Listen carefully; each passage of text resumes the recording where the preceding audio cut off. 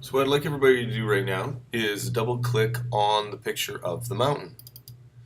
Now all of the brushes and everything that we've been using, or all of the settings we've been doing so far, have changed the entire picture. What we're going to work on right now is a couple of tools that change just parts of the picture. So I'd like you to go to develop mode, and I'd like you to click on the gradient tool or hit the letter M. I can see the gradient tool, and click on new,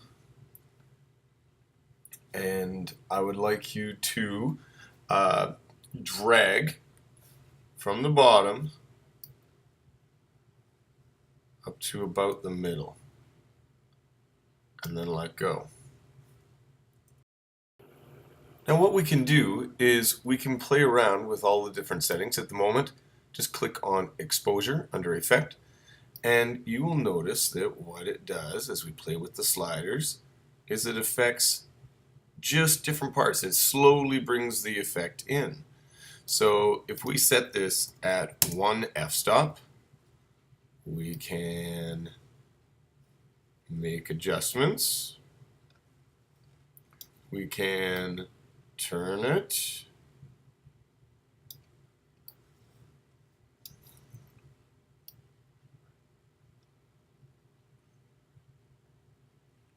Notice that.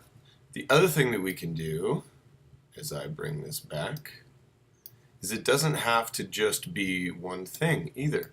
It can be a number of them. For instance, I can bring the saturation down or up, as well as the exposure. I can bring the contrast of that area up or down. Clarity,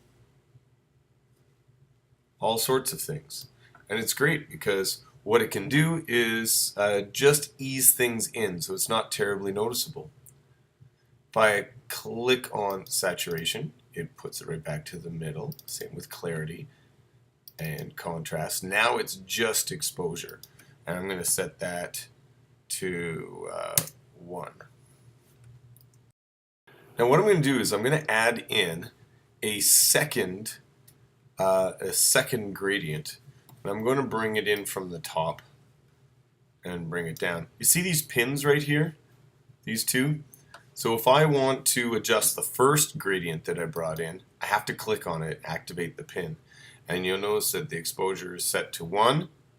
In the second one, again, it's gone with the exposure of 1, but I can make some changes here.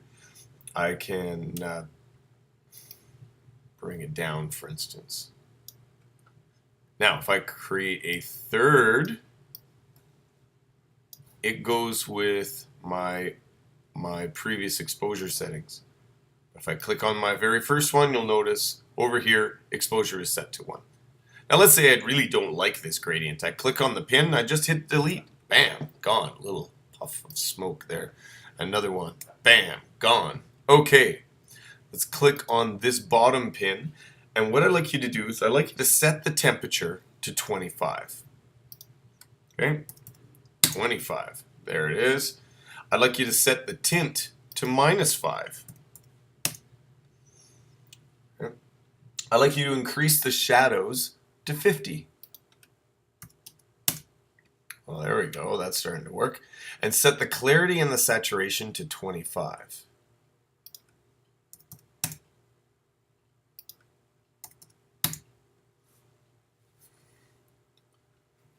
Okay. Now, I'd like you to drive your gradient around a little bit here like this. And, it's spread out over too much. What I want you to do is I want you to bring it in together so it's really rather close. And then we're going to drag this up to about this line right here. So see how you can change the amount that it's spread out over. Make the band narrow. Okay, the broader the band is, the softer the gradient, and the narrower the band, the more abruptly the adjustment is faded into the image. If you want to keep the center in its current position, when you're moving. See here how the center moves. Okay, if you hold down the Option key, then the center stays in the same spot. All right. Well, I can flip it. Look at that. And if you want to see what it looks like without the graduated filter at all, or without any of the graduated filters, see this little switch over here on the right? Just turn it off. That turns off all graduated filters.